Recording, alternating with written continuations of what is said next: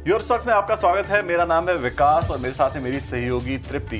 अगले 1 घंटे के दौरान हम आपके तमाम शेयरों पर हमारे एक्सपर्ट से सलाह लेंगे, पूछेंगे कि आपको क्या करना है, आपके कौन से शेयर जो है वो आपको बेचने हैं, कहां पे आपको नई खरीदारी करनी है, कौन से शेयर होल्ड करके रखने हैं दोनों हाथों से।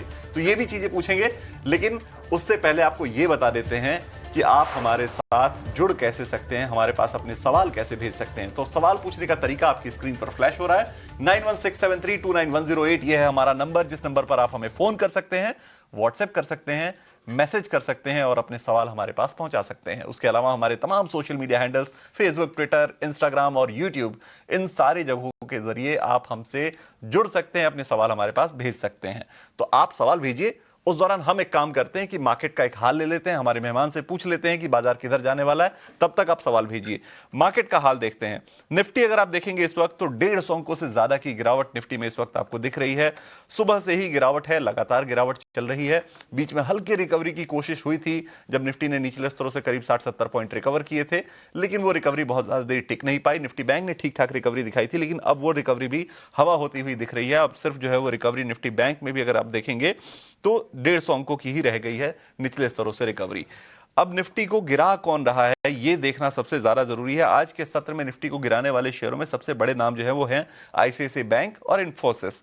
ये दो शेयर हैं जो सबसे ज्यादा गिरावट में कंट्रीब्यूट कर रहे हैं। और उसके अलावा अगर आप देखेंगे तो हिंडाल्को और टाटा स्टील और कोल इंडिया, ये शेयर जो आज मेटल के शेयर हैं वो काफी गिरावट दिखा रहे हैं। मुनाफा वसूली दिख रही है, एक लाजमी था मुनाफा वसूली होना, क्योंकि काफी दिनों से रैली एक चलती जा रही थी, तो वहां पे गिरावट देखने को मिल रही है और वो नीचे की तरफ ड्रैग कर रहे हैं मार्केट को। अब सेक्टोरल इंडाइसेस की बात अगर करें तो सेक्टोरल इंडाइसेस में आज जो सबसे ज्यादा गिरे हैं वो निफ्टी मेटल के ही शेयर गिरे हैं। 4.5% के आसपास निफ्टी मेटल का इंडेक्स टूटा हुआ है। जो इंडेक्स लगातार चढ़ता जा रहा था, आज 4.5% की कमजोरी यहां पे आपको देखने को मिल रही है। उसके अलावा निफ्टी आईटी, बड़े वेटेज वाले दोनों सेक्टर हैं ये। निफ्टी आईटी 1.5% के आसपास टूटा हुआ है। निफ्टी एनर्जी में भी आज 1% के आसपास की गिरावट है। ऑयल एंड गैस भी कमजोर है। ऑटो सेक्टर में पिछले 4-5 दिनों से लगातार बिकवाली चल रही है, वो बिकवाली आज भी जारी है। निफ्टी ऑटो भी आज गिरावट दिखा रहा है। चढ़ने वाले शेयरों में चुनिंदा नाम है डिफेंस, जो बजट के पहले बूस्ट एक अच्छा खासा देखने को मिल रहा है इन शेयरों के मोमेंटम में। वो कंज्यूमर ड्यूरेबल आपको थोड़ी बहुत तेजी के साथ और एफएमसीजी में हल्की तेजी नतीजों के दम पर देखने को मिल रही है। आईटीसी के नतीजे इन लाइन आए थे, उसका असर यहां पे आपको देखने को मिल रहा है। यह है सेक्टोरल इंडाइसेस का हाल। निफ्टी में अगर आप चढ़ने और गिरने वाले शेयरों को देखेंगे, टॉप लूजर्स और टॉप गेनर्स को देखेंगे, तो आज की जो सबसे बड़ी तेजी दिख रही होगी आपको वो अपोलो हॉस्पिटल, टाटा कंज्यूमर में दिख रही होगी। और जो सबसे बड़ी गिरावट Apollo hospital, Tata consumer, Nestle, आप देखिए एफएमसीजी में जो तेजी है उसका असर यहां पे देखने को मिल रहा है। बीईएल आप देखिए, डिफेंस कंपनियों की तेजी का असर यहां पे। और एसबीआई सरकारी कंपनियों में, सरकारी बैंकों में एसबीआई जो है वो टॉप गेनर्स की लिस्ट में 1% की तेजी के साथ। गिरावट वाले शेयर आपकी स्क्रीन पर देखिए, आप लगातार आपको दिख रहा है आईटी और मेटल, हिंडाल्को, टाटा स्टील, कोल इंडिया, जेएसडब्ल्यू स्टील, इन्फोसिस, ये आज के मार्केट को गिराने वाले कल्प्रिट्स हैं। इन्होंने आज मार्केट को नीचे की तरफ ड्रैग किया है। तो ये आज के मार्केट का पूरा हाल। चलिए अब एक काम करते हैं, हमारे खास मेहमान को शामिल कर लेते हैं, क्योंकि हमारे दर्शक अब कॉल करना शुरू कर चुके हैं। हमारे साथ आज जियोजित इन्वेस्टमेंट के गौरांग शाह जुड़े हैं और उनके साथ साथ निमेश ठाकर .com के निमेश ठाकर भी जुड़े हुए हैं हमारे साथ। आप दोनों का बहुत स्वागत है 18 हाउस स्वदेश पर। Good afternoon Gaurang sir. Market आज फ्राइडे के मूड में लग रहा है, क्या इसी तरह आज की क्लोजिंग हो जाएगी? बजट में हम गिरावट के साथ ही जाएंगे या फिर शाम के टाइम में कुछ रिबाउंड देख रहे हैं आप? बहुत बहुत धन्यवाद विकास जी, इस मन पर आमंत्रित करने के लिए। सभी को प्रणाम और शुभ दिन हमारे तरफ से। एक छोटा डिस्क्लोजर दे देते कि जो भी निवेश लायक रणनीति आज इस कार्यक्रम में रखेंगे, ये हमारी बुनियादी तर्क के आधार पर फंडामेंटल रिसर्च टीम की तरफ से राय है।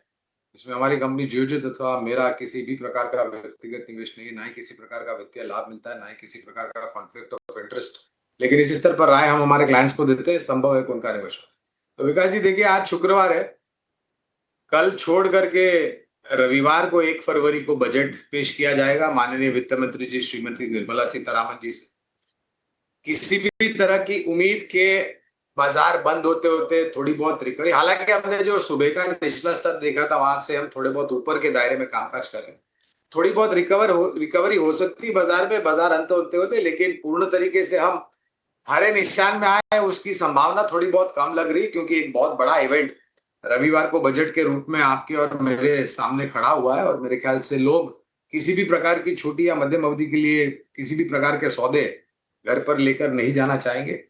रविवार को बजट पेश किया जाएगा और आप और हम शब्दावलियों के बीच में जो शब्द छुपे हैं उसको समझने का प्रयास करेंगे और शायद पूर्ण तरीके से एक प्रतिक्रिया जो है वो सोमवार से आपको अगले हफ्ते बाजार में आती हुई दिखेगी बजट को लेकर। लेकिन तीसरी तिमाही का सिलसिला भी चल रहा है, तो हमें लग रहा है कि नतीजों के आधार पर आपको ज्यादा हरकत होती हुई नजर आएगी। लेकिन बाजार में पूर्ण तरीके से रिकवरी आए, अभी की परिस्थिति में वो थोड़ा असंभव लग रहा है। लेकिन बाजार में असंभव शब्द भी मेरे ख्याल से सही नहीं है उपयोग करना, सब कुछ संभव है बाजार में। तो देखते हैं किस तरीके से बंद होता है, हो सकता है थोड़ी बहुत रिकवरी यहाँ से आए, ऐसा हमें लग रहा है। बिल्कुल गौरव सर, तो आप थोड़ी सी रिकवरी यहाँ पर मार्केट में एक्सपेक्ट कर रहे हैं और संडे के दिन भी बाजार खुलेंगे, बजट के दिन। और चलिए आगे बढ़ते हैं और अब अपने सवाल और जवाब का सिलसिला शुरू करते हैं। पहला जो सवाल है वो हमें यूट्यूब से मिल रहा है। नीलेश का सवाल है, टाटा टेक्नोलॉजीज़ के शेयर्स इनके पास 130 की क्वांटिटी है और जो बाइंग प्राइस है वो 913 रुपये का यहाँ पर है। इनका सवाल है कि यहाँ पर इन्हें होल्ड करना चाहिए या सेल कर दे, क्योंकि शेयर इनकी जो खरीद प्राइस है उससे काफ़ी नीचे है और 34,000 से ज़्यादा का नुकसान इस वक्त ये टाटा टेक में झेल रहे हैं। निमेश जी, आपसे जानना चाहूँगी, नीलेश को इन लेवल्स पर क्या सलाह होगी? क्या अब यहाँ से इन्हें अपना नुकसान बुक करके निकल जाना चाहिए, किसी और जगह दाव लगाना चाहिए? टाटा टेक में काफ़ी नुकसान इस वक्त ये झेल चुके हैं।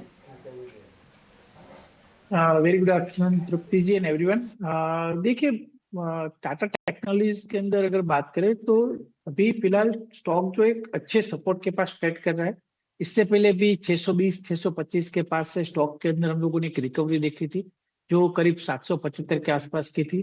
फिलहाल भी ये लेवल के आसपास अगर आप देखिए पिछले कितने टाइम से, करीब दिसंबर मंथ से ये स्टॉक जो है वो एक रेंज के अंदर घूम रहा है। और इम्पोर्टेंट चीज ये है कि 620 का जो सपोर्ट है वो ब्रेक नहीं हो रहा है, यहाँ कंसोलिडेट हो रहा है सपोर्ट के पास।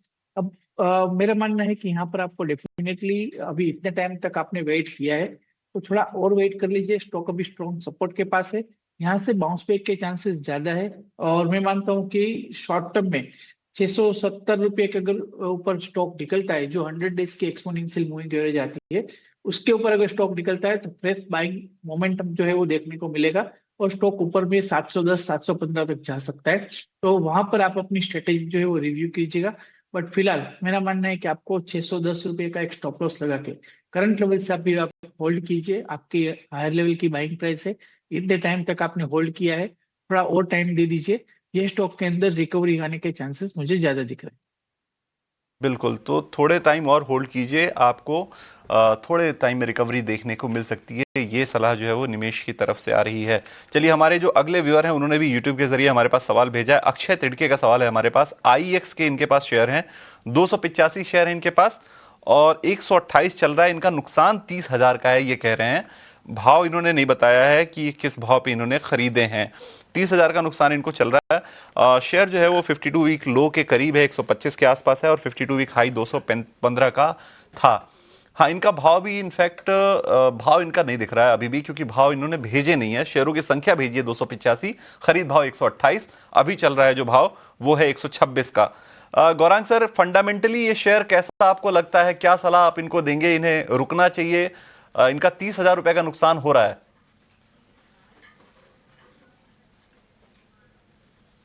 तो देखिए विकास जी, पहले तो इस कंपनी ने बहुत निराशा जताई है जहां तक छोटी मध्यम या लंबी अवधि के निवेशकों का प्रश्न है।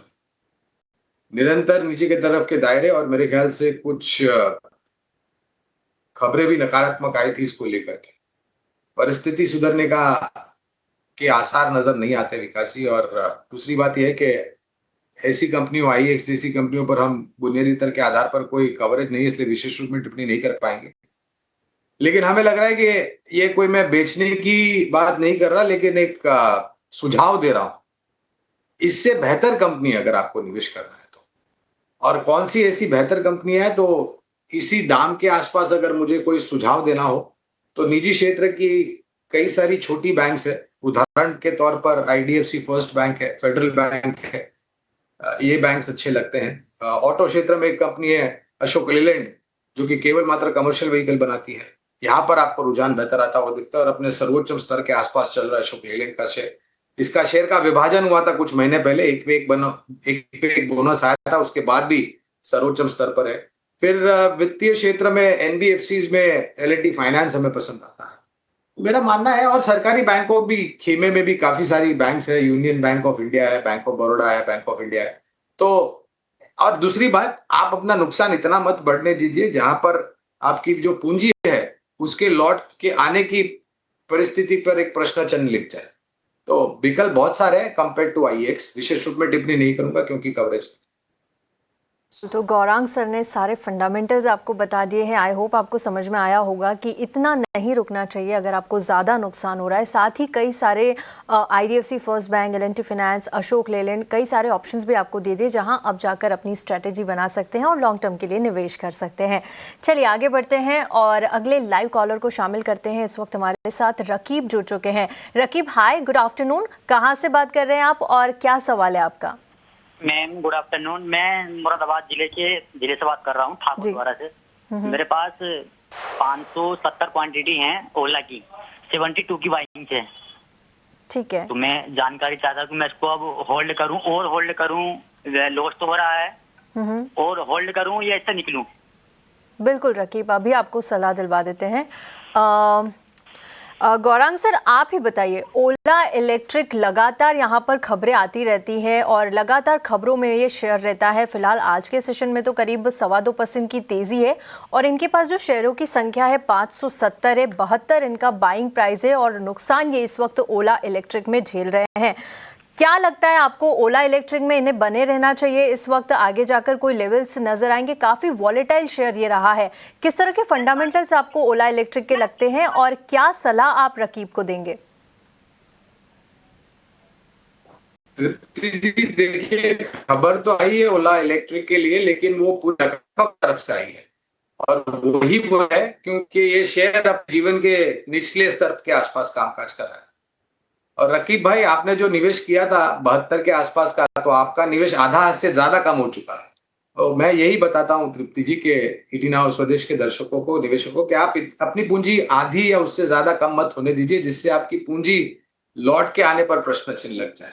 अब ओला इलेक्ट्रिक पर जब आईपीओ आया था तब निवेश की राय थी और मेरे ख्याल से इसका आईपीओ कुछ 76 या 75 के आसपास आया था। ऊपर में 150 तक गया और फिर निरंतर नीचे की तरफ के दायरे, क्योंकि नतीजों को लेकर के नकारात्मक परिस्थिति, मैनेजमेंट को लेकर के प्रश्न चिन्ह। और सबसे बड़ी बात यह है तृप्ति जी की, उपभोक्ताओं की करीबन हजारों में शिकायत कंज्यूमर कोर्ट में है इस कंपनी के खिलाफ। सर्विस के लिए इनके स्कूटर जाते हैं, फिर लौट के आते नहीं है ग्राहक के पास, ऐसी परिस्थिति है। तो हम ऐसी कंपनियां कवर नहीं करते हैं तृप्ति जी, लेकिन विकल्प जो मैंने पहले प्रश्न का उत्तर देते हुए दिया कि बहुत सारी अच्छी कंपनियां हैं जहां पर आप निवेश कर सकते हैं और वो पूरी सूची मैंने आपके सामने समक्ष रखी है। आईडीएफसी फर्स्ट बैंक एक बेहतर विकल्प है, अशोक लेलैंड एक बेहतर विकल्प है। अगर इनको ऑटो क्षेत्र में ही ध्यान देना है तो अशोक लेलैंड बेहतर विकल्प है। ओला पर कवरेज नहीं, इसलिए विशेष रूप में टिप्पणी नहीं दूंगा। और दूसरी बात, अपनी पूंजी आधी मत होने दीजिए रकीब भाई, जिससे आपकी रिकवरी के जो उम्मीद है वो कम हो। बिल्कुल ठीक है, तो इतना नुकसान मत झेलिए। और कई सारे आपको शेयर्स भी यहाँ पर गौरांग सर ने बता दिए। अगर लॉन्ग टर्म और ऑटो में ही आपको अगर इन्वेस्ट करना है तो आप उन शेयरों में जाके अपना निवेश कर सकते हैं। चलिए, इसी के साथ वक्त एक छोटे से ब्रेक का। ब्रेक के बाद जल्द लौटते हैं और आपके सवालों को फिर से शो में शामिल करेंगे।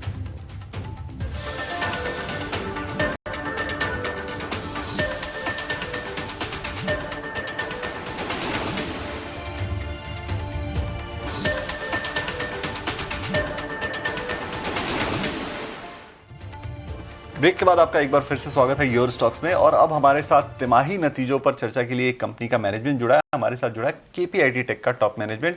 कंपनी के सीएफओ प्रिया हार्दिकर हमारे साथ जुड़ी हैं नतीजों पर बात करने के लिए। पहले कंपनी के नतीजों की बात कर लेते हैं कि नतीजे कैसे आए थे।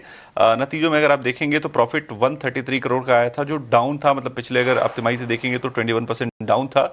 रेवेन्यू जो है वो अनुमान से थोड़ा बेहतर रहा था, लेकिन मार्जिन पर थोड़ा दबाव देखने को मिला था कंपनी के। अगर ओवरऑल नतीजों की बात करेंगे आप तो नतीजे आपकी स्क्रीन पर हैं। अब एक बार ये समझ लेते हैं ज़रा कि EU FTA जो हुआ है उससे कंपनी के कारोबार को कितना बूस्ट मिलने वाला है, आगे को लेकर कंपनी के आउटलुक क्या है, कैसी ग्रोथ आगे जाके रहने वाली है। हमारे साथ प्रिया जी जुड़ी हुई हैं। प्रिया जी, बहुत स्वागत है आपका 18 हाउस स्वदेश पर। Good afternoon.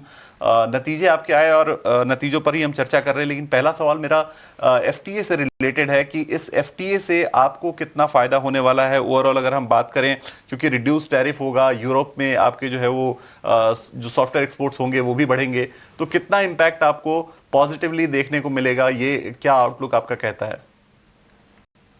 हमारा आउटलुक यूरोप के लिए पॉजिटिव ही है। आप अगर देखेंगे तो हमारा रेवेन्यू का जो शेयर है यूरोप का वो 50% से ज्यादा है। तो ये एफटीए से हमें एक पॉजिटिव बूस्ट ही मिलेगा। हमें आशा है कि आने वाले बजट में भी हमें एक उम्दा तरीके से आज़ादी मिल जाएगी in terms of rate tapism and boosting the exports. तो एफटीए प्लस द बजट, ये दोनों मिला के हमारा जो यूरोप का बिजनेस है या बाहर के एक्सपोर्ट्स है उसमें अच्छी खासी बढ़ोतरी होगी और एक आशादायक नतीजे को हम कामना कर सकते हैं। और Q3 के रिजल्ट्स के बारे में अगर मैं बात करूं तो आप देखेंगे कि ये हमारा 22वां क्वार्टर है जिसमें हमने ग्रोथ है 1.9% कांस्टेंट करेंसी ग्रोथ है हमारी पिछली क्वार्टर से।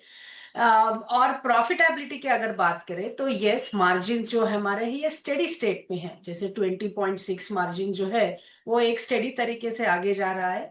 और इस बार के नतीजों में हमारे इंडस्ट्री में जैसे हुआ है वैसे हमारा रिजल्ट्स में भी एक लेबर कोड, वो वेज कोड का एक वन टाइम या एक्सेप्शनल एक्सपेंस एक लाइन आइटम आया है। उसके वजह से हमारा जो प्रॉफिट आफ्टर टैक्स है वो 47 करोड़ से इम्पैक्ट हुआ है। इसलिए हमारा जो प्रॉफिट आफ्टर टैक्स है वो आपको कम नजर आ रहा है 133 करोड़ में। अगर वो वन टाइम लॉस जो है, वो वन टाइम वेज कोड का इम्पैक्ट हम निकालते हैं तो हमारा प्रॉफिट आफ्टर टैक्स होगा 180 करोड़ और वो पिछले क्वार्टर से कई गुना ज्यादा है। और प्रॉफिटेबिलिटी का अहम रेशो अब निकालेंगे वो वेज कोड का इम्पैक्ट निकाल के भी, तो 11.2% एक हेल्दी प्रॉफिट मार्जिन हम Q3 के नंबर्स में आते हैं। सो Q3 के नतीजे जो है वो हमारे अपेक्षाओं के अनुसार ही आए हैं और हमें लगता है कि आने वाले मिड टर्म में हमारा डिमांड एनवायरनमेंट है वो एक अच्छी तरह से बूस्ट भी होगा और हमारे नतीजे बेहतर रहेंगे। बिल्कुल। आपने मेरे दूसरे सवाल का भी जवाब इनफैक्ट दे दिया। मैं प्रॉफिट के बारे में ही पूछने वाला था कि प्रॉफिट पे जो है वो इम्पैक्ट कहाँ से देखने को मिला। आपने बता दिया कि वो लेबर कोड की वजह से एक वन टाइम इम्पैक्ट देखने को मिला जिसकी वजह से वहाँ पे थोड़ा दबाव है, लेकिन रेवेन्यू बढ़ा है। मेरा अगला सवाल इस चीज़ पर है कि जो जीएसटी रिडक्शन हुआ, गवर्नमेंट ने जो जीएसटी रिफॉर्म किया, जीएसटी रिडक्शन जो हुआ, उसकी वजह से क्या आपके सॉफ्टवेयर्स की डिमांड भी बढ़ी है? क्योंकि लोग नई टेक्नोलॉजी की तरफ ज़्यादा इंक्लाइंड हुए, एडास की तरफ या फिर जो तमाम ऑटोमेटिव टेक्नोलॉजीज़ हैं, ऑटोमोटिव टेक्नोलॉजीज़ हैं, उसकी तरफ जो लोगों का इंक्लिनेशन ज़्यादा हुआ, लोगों ने ज़्यादा जो है वो टेक्नोलॉजी लोडेड गाड़ियों की तरफ फोकस किया, तो क्या आपके सॉफ्टवेयर डिमांड भी बढ़ी उससे? तो देखिए, हमारे अगर आप रेवेन्यू का स्ट्रीम देखेंगे तो हमारा एक्सपोर्ट है ज्यादातर 80% से ज्यादा 90% से ज्यादा एक्सपोर्ट्स है अमेरिका, यूरोप या एशिया के बाकी के कंट्रीज में।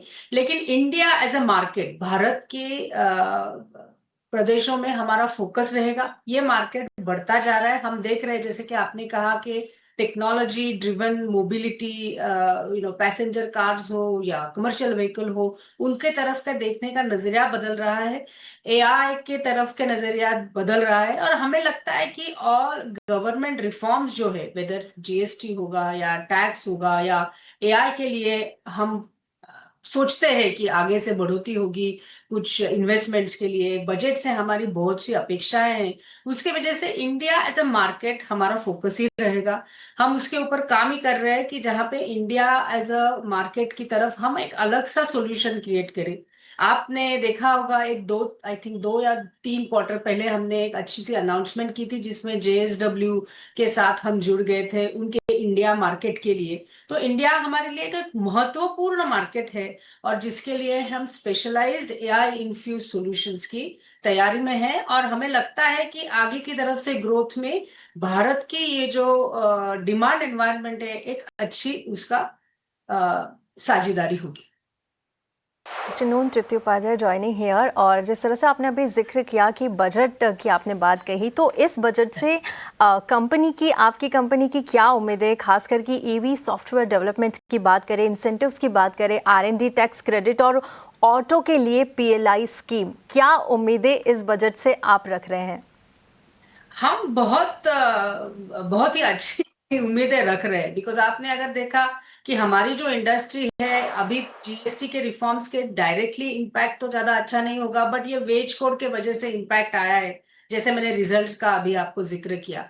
तो हमें अभी लगता है कि ये एक तरह से डिमांड क्रिएशन या AI के तरफ से एक तरह का एक थोड़ा सा पुश, अगर आप गवर्नमेंट के तरफ से वेदर टैक्स के नजरिए से होगा या इन्वेस्टमेंट के नजरिए से होगा, डिमांड क्रिएशन के लिए अगर कुछ गवर्नमेंट कर सके तो इससे पूरा इंडस्ट्री को फायदा होगा। वो IT इंडस्ट्री हो, ऑटोमोबाइल इंडस्ट्री हो या AI इंडस्ट्री हो। हम अगर आप EU ट्रेड की बात करें तो बाहर की जो व्हीकल्स है वो अभी यहाँ पे बिकने लगेंगी, उनके ऊपर की कस्टम्स ड्यूटी ये EU ट्रेड से कम किए हुए।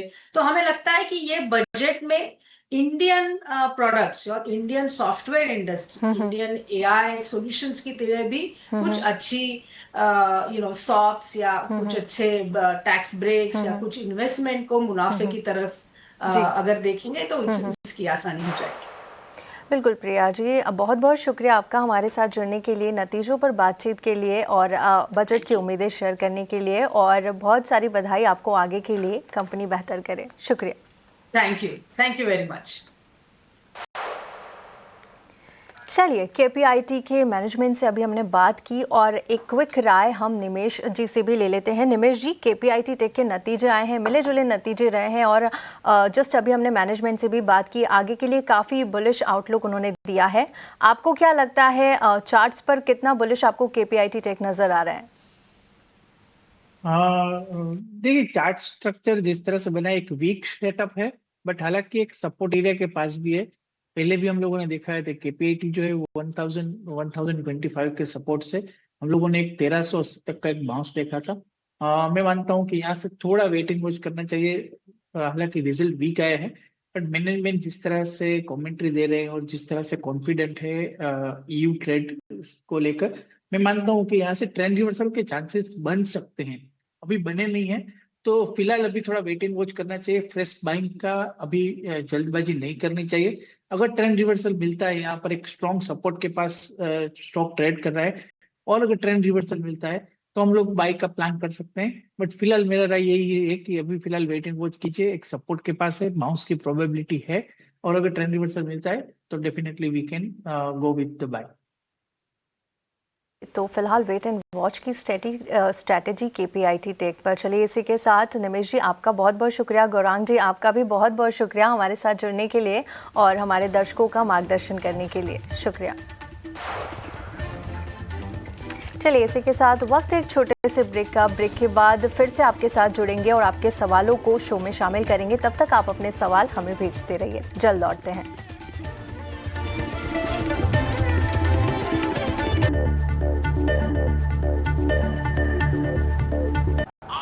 रश्मि, ये मैडम बड़े शहर से छोटे शहर बसने जा रही है, बताओ। अंकल, छोटे छोटे शहरों में ही तो है बड़े बड़े अखाड़े। नए नए दावपेच सीखेगी और फ्यूचर में मेडल जीतेगी। पर बेटा, इनका फ्यूचर? बड़े पापा, SBI लाइफ से इनका फ्यूचर सिक्योर है। अभी तो इसकी जीत के इरादा पक्का है। करो पूरे अपने इरादे, अपनों से किए सभी वादे। SBI लाइफ अपने लिए, अपनों के लिए। अपने सभी कर्मचारी, डीलर्स, डिस्ट्रीब्यूटर्स, रिटेलर्स और प्रिय ग्राहक परिवार का आभार व्यक्त करते हैं। Oswal soap group.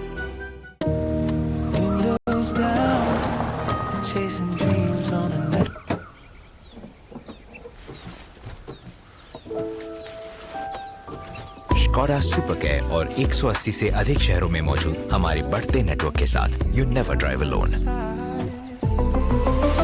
Skoda. AU savings account में मिलते हैं amazing benefits, paperless banking and higher interest, वो भी हर महीने। Money money money money every month. सोच बदलो और बैंक भी।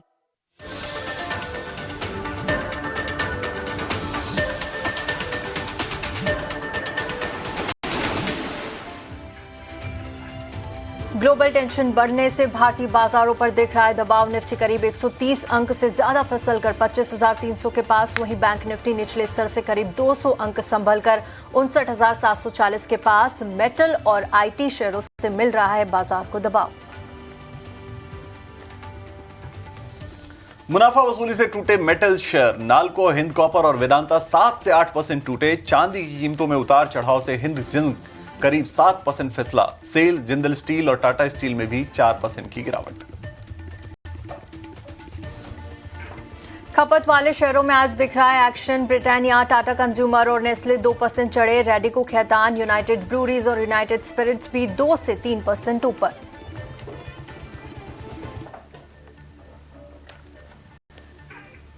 फार्मा शेयरों में मिला जुला एक्शन। औरोबिंदो फार्मा करीब 2.5% चढ़ा। मोतीलाल ओसवाल की बाई रेटिंग के साथ 1430 रुपए का लक्ष्य। Gland pharma, doctor Reddy's, Ipca labs और अजंता फार्मा 1 से 2% से ज्यादा चढ़े।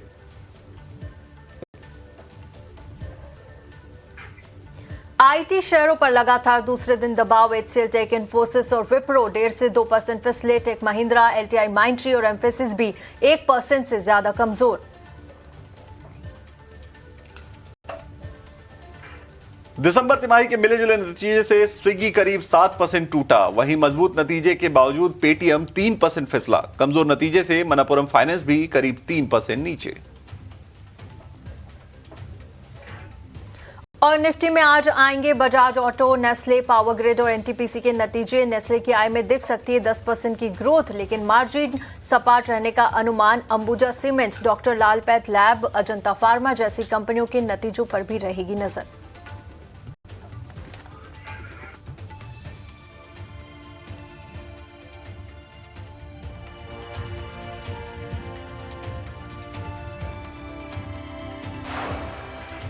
नमस्कार, गुड आफ्टरनून। स्वागत है आपका योर स्टॉक्स में। मैं हूं आपके साथ तृप्ति उपाध्याय और मेरे साथ है मेरे सहयोगी विकास। अगले आधे घंटे में हम फिर से आपके सवालों को अपने शो में शामिल करेंगे और हमारे मार्केट के दिग्गज एक्सपर्ट आपके सवालों पर आपको सही और सटीक सलाह देंगे।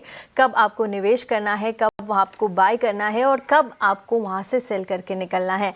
चलिए इसी के साथ एक मार्केट चेक ले लेते हैं, लेकिन उससे पहले आपको बता देते हैं कि आप हमारे साथ इस शो में किस तरह से जुड़ सकते हैं।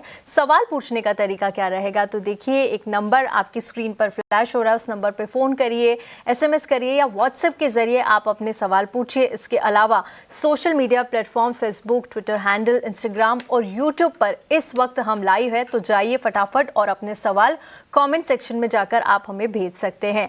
आपके सवालों के जवाब देने के लिए आज हमारे साथ खास मेहमान हैं एंजल वन के राजेश भोसले। राजेश जी, गुड आफ्टरनून, स्वागत है आपका योर स्टॉक्स में। मैं तृप्ति बात कर रही हूं, आपके पास भी आऊंगी, लेकिन उससे पहले एक मार्केट चेक ले लेते हैं। तो देखिए आज हफ्ते का आखिरी कारोबारी दिन कह सकते हैं, क्योंकि संडे को बाजार फिर से खुलेंगे बजट डे के मौके पर, लेकिन उससे पहले आज के दिन हल्की गिरावट यहाँ पर हम बाजार में देख रहे हैं।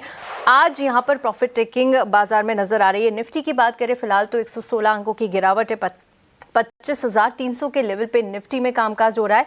सेंसेक्स में भी करीब 350 अंकों से ज्यादा की गिरावट इस वक्त हावी है। वहीं बैंक निफ्टी की बात करें तो यहां पर 185 अंकों से ज्यादा की गिरावट और 59,780 के लेवल पर बैंक निफ्टी में कारोबार हो रहा है।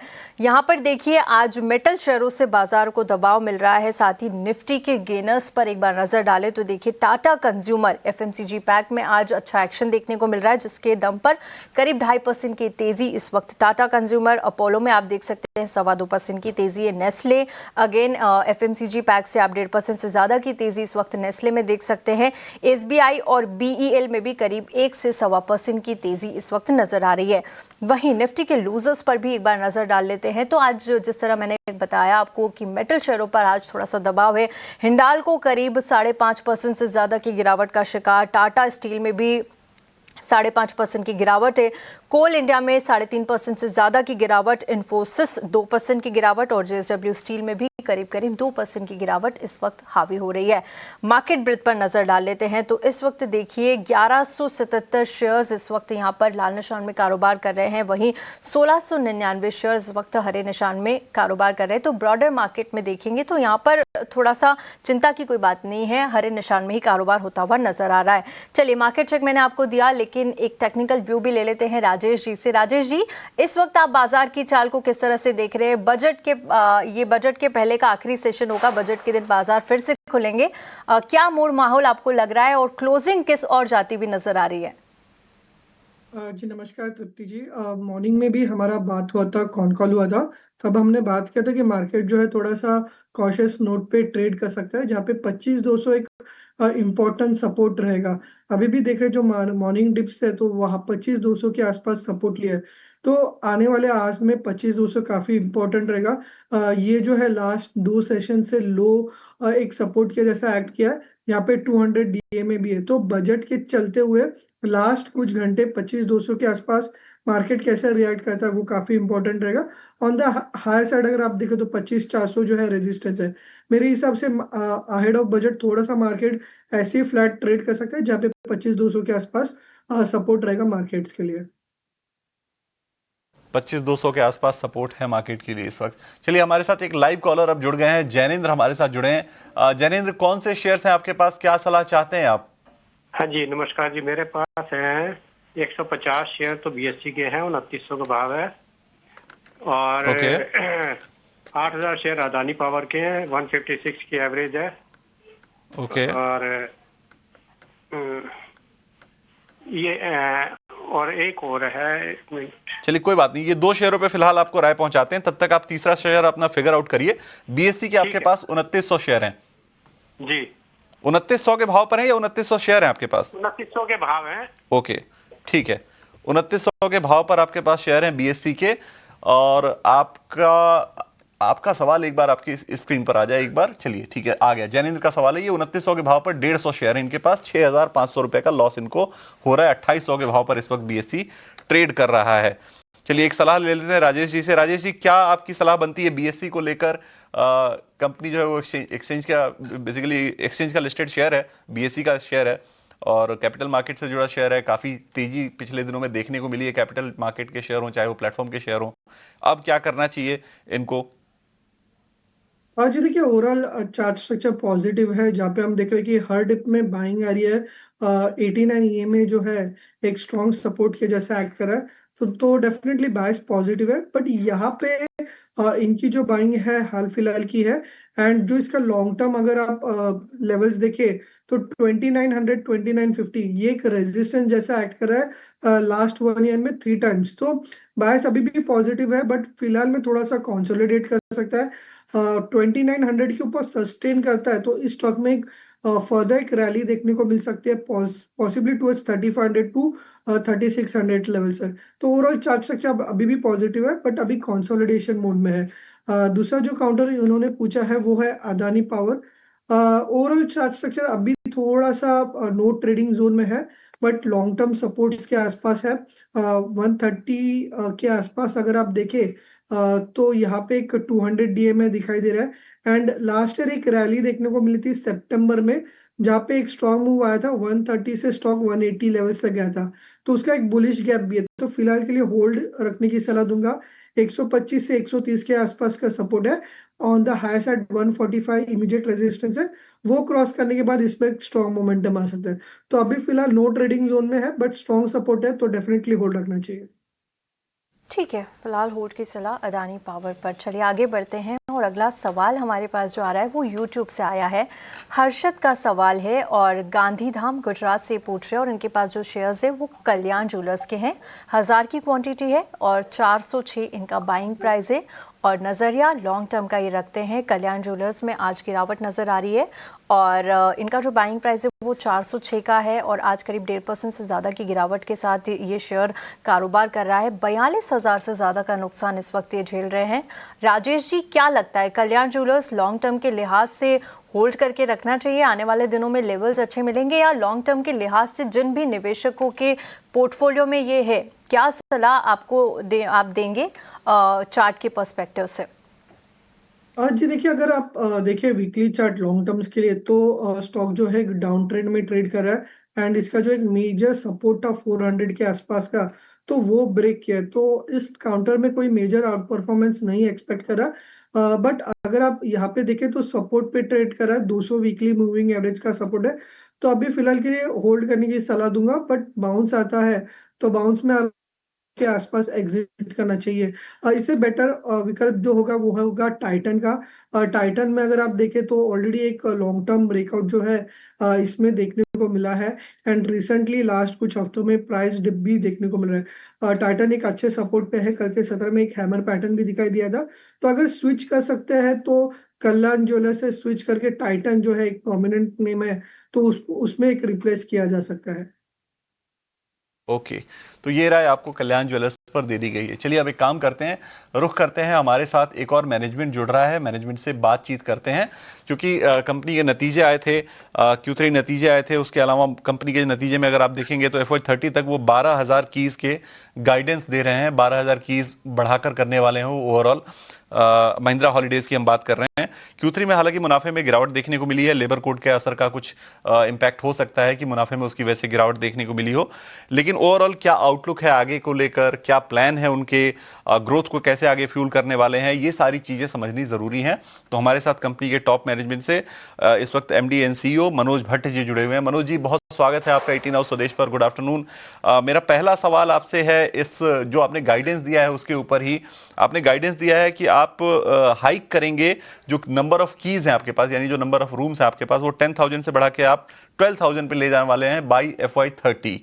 तो क्या ऐसा है फैक्टर जो इस कॉन्फिडेंस को ड्राइव कर रहा है? कहां से ये कॉन्फिडेंस जो है वो ड्राइव हो रहा है, मैं ये समझना चाहता हूं आपसे।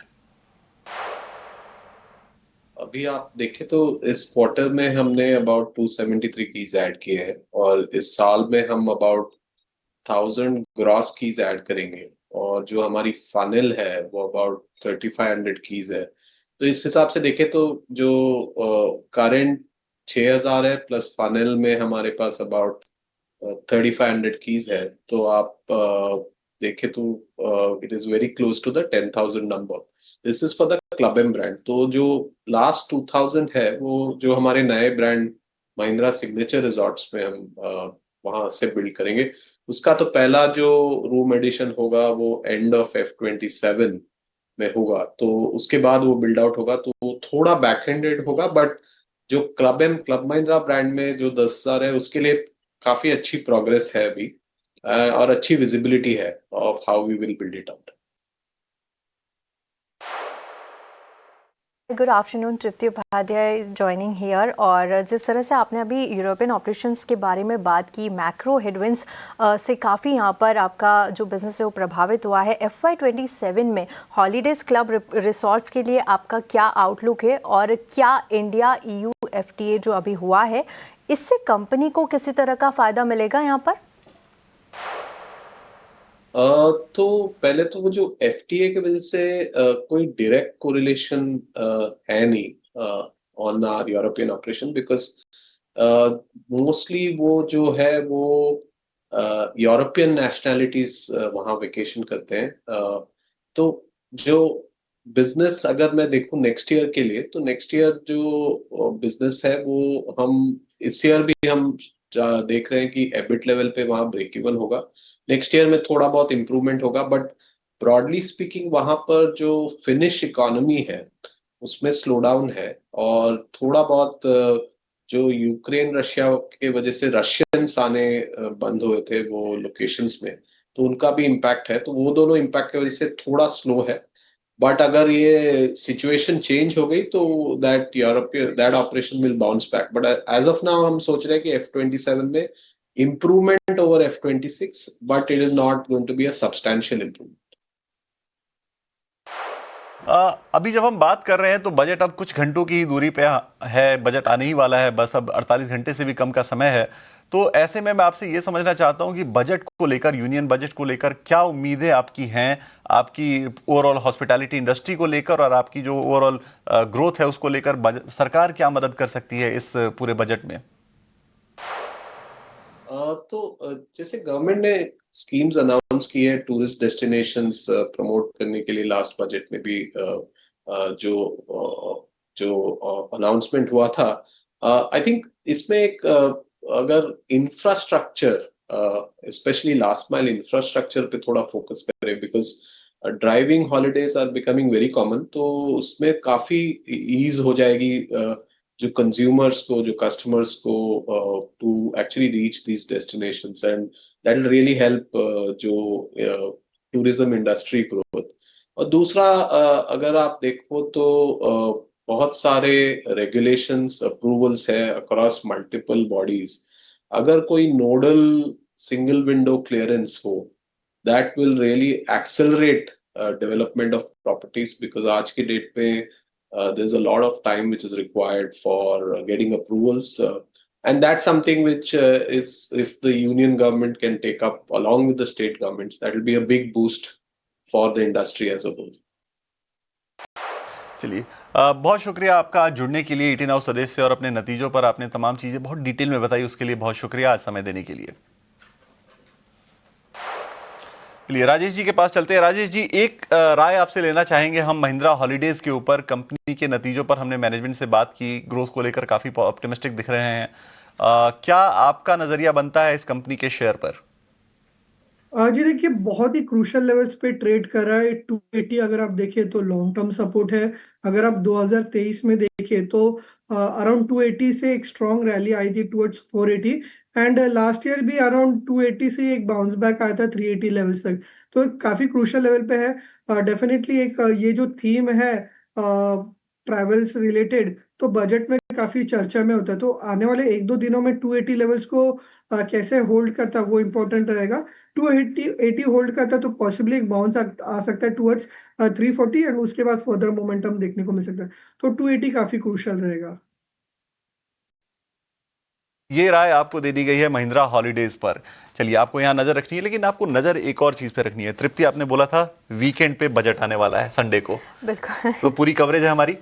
बिल्कुल विकास, पूरी कवरेज है, पूरा पैनल तैयार है और बजट की पूरी एक्सक्लूसिव और पूरी डिटेल्स हम अपने चैनल 18 हाउस स्वदेश पर देखेंगे। तो दर्शकों, व्यूअर्स, आपको हमारे साथ बने रहना है। बजट डे पे पूरा पैनल, दमदार पैनल आपके लिए तैयार है। आप देखिए कितने बड़े बड़े नाम हैं आपके पास। देखिए, देवेंद्र चौकसी, अजय श्रीवास्तव, सुनील सुब्रमण्यम, फिरोज अजीज, उसके अलावा मनीष सुंथालिया, मिहिर वोरा, सौरभ मुखर्जी, ए बाला सुब्रमण्यम, अंशुल सहगल, आशीष सोमैया। ये इंडस्ट्री के वो बड़े नाम हैं जिनको आपको सुनने के बाद ये जरूर समझ में आ जाएगा कि बजट के बाद आपका मार्केट को लेकर स्ट्रेटजी क्या रहने वाली है, आपको बजट में क्या करना है, बजट को कैसे डिकोड करना है, चाहे वो इक्विटी के पर्सपेक्टिव से हो, चाहे वो म्यूचुअल फंड से हो, चाहे वो टैक्सेशन को लेकर हो, इकोनॉमी को लेकर हो। पूरा दमदार पैनल हमारे साथ जुड़ेगा। संडे को पूरे दिन की कवरेज है, तो आपको भी कहीं नहीं जाना है। आपको लगातार अपने चैनल 18 हाउस स्वदेश के साथ बने रहना है। हमारे लिए ये वर्किंग वीकेंड है, और प्राउडली हम ये कह रहे हैं कि हमारे लिए वर्किंग वीकेंड है, क्योंकि देश का बजट आने वाला है। तो आपको इस कवरेज को मिस नहीं करना है। संडे के दिन सुबह से ये कवरेज लगातार जारी रहेगी और ये दमदार पैनल हमारे साथ रहेगा। चलिए, फिलहाल एक छोटा सा ब्रेक लेते हैं। ब्रेक के बाद जब वापस लौटेंगे तो कुछ और सवालों को हम शामिल करेंगे और इस शो में आगे बढ़ेंगे।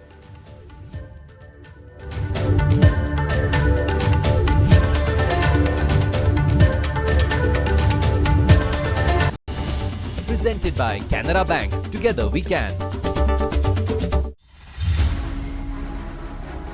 के मैनेजमेंट से खास बातचीत करेंगे और जानेंगे कि आगे के लिए कंपनी का ग्रोथ गाइडेंस क्या है, साथ ही आगे डिमांड आउटलुक और मार्जिन ट्रेंड पर क्या है कंपनी का आउटलुक, किस सेगमेंट में परफॉर्मेंस कैसा रहा, लेबर कोड से कितना असर अर्निंग्स पर आया। इन सभी मुद्दों पर बातचीत के लिए हमारे साथ है वी गार्ड के director and chief operating officer Ramachandran V. Ramachandran ji, आपका बहुत बहुत स्वागत है 18 हाउस स्वदेश पर। मैं तृप्ति बात कर रही हूं, और सबसे पहले सर आपसे जानना चाहेंगे कि जो Q3 की अर्निंग्स रही वो कंपैरेटिवली थोड़ी सी सॉफ्ट नज़र आई है। जो ग्रोथ ट्रैजेक्टरी रही वो भी यहाँ पर सॉफ्ट होती हुई नज़र आई है, और हमने जो मिस देखा, इनलाइन जो नंबर्स देखा, वहाँ पर मुनाफे के लेवल पे थोड़ा सा यहाँ पर अनुमान से कमज़ोर नतीजे आए, और लेबर कोड का इम्पैक्ट भी हो सकता है कि मुनाफे पर आता हुआ नज़र आया। Q3 की अर्निंग्स को आप किस तरह से एक्सप्लेन करेंगे, और FY27 और Q4 के लिए आगे के लिए क्या आउटलुक है आपका? हाँ, आई थिंक Q3 में हमारा लगभग 10% के आसपास का मतलब 10.5% का ग्रोथ रहा है, और पीबीटी इंप्रूवमेंट 26% रहा है। मगर वन ऑफ जो लेबर कोड के कारण जो वन ऑफ प्रोविजनिंग हमको करना पड़ा, जिससे कि हमारा मतलब पैट जो है आफ्टर एडजस्टमेंट नीचे आ गया है। जहाँ तक ग्रोथ का सवाल है, हमारी मेन चैलेंज जो है ये समर कैटेगरीज हैं। समर कैटेगरीज की सेल जैसे स्टेबलाइजर हो, जैसे आपका एयर कूलर हो, या कुछ हद तक फैन या पंप भी हैं, ये सारे कैटेगरीज में जो है इनकी नॉर्मल ग्रोथ ट्रेजेक्टरी हम ऑब्जर्व नहीं कर पाएंगे। फैन में थोड़ा सा जो है लिक्विडेशन, क्योंकि बी स्टार रेटिंग जैन से चालू हो रहा है, उसमें लिक्विडेशन का थोड़ा बेनिफिट मिला है, मगर अंडरलाइंग ग्रोथ जो है पंखे की ऑफटेक जो है अभी भी स्लो है। बट मैं समझता हूँ फरवरी 15 के बाद जो है नॉर्मल समर इस साल आएगा तो हमारी जो है इन कैटेगरी में रिकवरी होगी। बिल्कुल। रामचंद्र जी, विकास बात कर रहा हूँ। मैं आपके पूरे ओवरऑल जियोग्राफिकल रेवेन्यू मिक्स को देख रहा था, तो साउथ मार्केट जो है वो आपका 20% ग्रो कर पाया है इस बार, और जो आपका नॉन साउथ मार्केट है वो उसमें सिर्फ 3% की ग्रोथ देखने को मिल रही है। आपने जो गाइडेंस दी थी उसमें आपने ये कहा था कि आप नॉन साउथ मार्केट को ग्रो कराने पर फोकस कर रहे हैं और उसका जो कंट्रीब्यूशन होगा वो 60 से 63% के आसपास तक हो सकता है। तो आखिर क्या जो ट्रबल्स आ रही हैं, क्या रोड ब्लॉक्स आ रहे हैं जिसकी वजह से नॉन साउथ मार्केट में जो है वो ग्रोथ उतनी नहीं दिख रही है? नहीं, ये जो है जैसे कि मैंने बताया, समर कैटेगरी प्रोडक्ट जो है इनकी मतलब इनका मतलब स्लोअर ऑफटेक होने के कारण जो है इसका असर आपको ज्यादा स्ट्रांगली नॉन साउथ में नजर आ रहा है। ये जो मैं समझता हूँ कि ये ग्रोथ जो है ये रिकवर हो जाएगी Q4 में, जब नॉर्मल समर जो है हम देख पाएंगे। अभी जो है वीक समर के कारण ट्रेड में इन्वेंट्री है, स्टेबलाइजर की इन्वेंट्री है, एयर कूलर की इन्वेंट्री है, पंखे की भी इन्वेंट्री है। तो ये इस वजह से जो है मतलब नॉन साउथ मार्केट जो है इसकी ग्रोथ थोड़ी स्लो रही है। जी बिल्कुल रामचंद्रन जी, और आखिरी सवाल हम आपसे पूछना चाहते हैं कि देखिए अब एक दिन की दूरी रह गई है बजट से, और जानना चाहेंगे कि इस बार के बजट से इंडस्ट्री की क्या उम्मीदें हैं? कंजम्पशन स्पेस जो है ये थोड़ा स्लो रहा है पिछले 3-4 साल से, अभी भी स्लो चल रहा है कंजम्पशन। तो गवर्नमेंट ने भी काफी स्टेप्स लिए हैं, जीएसटी करेक्शंस किए हैं, कई स्टेप्स लिए हैं लास्ट 1 ईयर में। तो कंजम्पशन सपोर्ट करने के लिए जो भी एक्शन होगा दैट वो जो है मतलब इंडस्ट्री के लिए और हमारी कंपनी के लिए भी जो है वो बेहतर होगा, मैं समझता हूँ, जिससे कि हमारी मतलब ग्रोथ जो है रिवाइव हो जाए। अभी काफी ग्रोथ तो है, बट ये ज्यादातर B2B या बिजनेसेस में और B2B ओरिएंटेड कैटेगरीज में ये नजर आ रहा है। जो हमारी जैसी कंपनी जो टोटली कंजम्पशन पे फोकस्ड है उसमें जो है थोड़ा सा हम प्रेशर देख रहे हैं। कुछ प्रेशर तो ऑफकोर्स समर सीजन का भी रहा है, जो सीजन ठीक नहीं रहा। Otherwise, anything to support consumption growth, right, will be welcome. जी बिल्कुल रामचंद्रन जी, बहुत बहुत शुक्रिया आपका हमारे साथ जुड़ने के लिए, हमें वक्त देने के लिए और आगे की कंपनी के आउटलुक पर चर्चा करने के लिए शुक्रिया। चलिए इसी के साथ वी गार्ड के मैनेजमेंट से हमने बात की, लेकिन एक क्विक राय हम राजेश जी से भी ले लेते हैं। चार्ट्स किस तरह के लग रहे हैं? देखिए आज के सेशन में 3% से ज़्यादा की तेज़ी के साथ कारोबार कर रहा है। नतीजे भी यहाँ पर मिले जुले आए हैं। पैट यानी मुनाफे पे थोड़ा सा इम्पैक्ट लेबर कोड का नज़र आया है। राजेश जी, वी गार्ड के नतीजे आपको कैसे लगे? आज तो अच्छी तेज़ी नज़र आ रही, मैनेजमेंट से बात की, आगे के लिए काफ़ी ऑप्टिमिस्टिक नज़र आ रहे हैं। चार्ट्स क्या कहते हैं, कौन से लेवल्स आप देख रहे हैं? प्राइस मोमेंटम तो काफी स्ट्रांग है, लास्ट 2 दिन से काफी एक अच्छा ट्रैक्शन दिखाई दे रहा है। वीकली अगर आप देखें तो 11% के गेन्स है, और चार्ट में भी अगर आप देखें तो डबल बॉटम का एक फॉर्मेशन दिखाई दे रहा है। तो आने वाले दिनों में एक्सपेक्टेड है स्टॉक जो है ये अपमूव कंटिन्यू रख सकता है। 365 to 370 ये एक नेक्स्ट हर्डल रहेगा। बट जिस तरीके का चार्ट स्ट्रक्चर है, कोई भी जो डिप है तो उस डिप में बाय करने की रणनीति रखनी चाहिए। स्ट्रक्चर यहाँ पर मजबूत है और कोई भी डिप यहाँ पर आपको मिलता है तो वहाँ पर खरीदारी की सलाह राजेश जी यहाँ पर सुझा रहे हैं। चलिए इसी के साथ योर स्टॉक्स को यहीं ख़त्म करेंगे। राजेश जी आपका बहुत बहुत शुक्रिया हमारे साथ जुड़ने के लिए, हमारे दर्शकों का मार्गदर्शन करने के लिए शुक्रिया। चलिए मुझे और विकास को भी दीजिए इजाज़त, लेकिन आप कहीं मत जाइएगा, एक छोटा सा ब्रेक लेंगे और ब्रेक के बाद आपके लिए लेकर आएंगे स्टॉक्स फटाफट।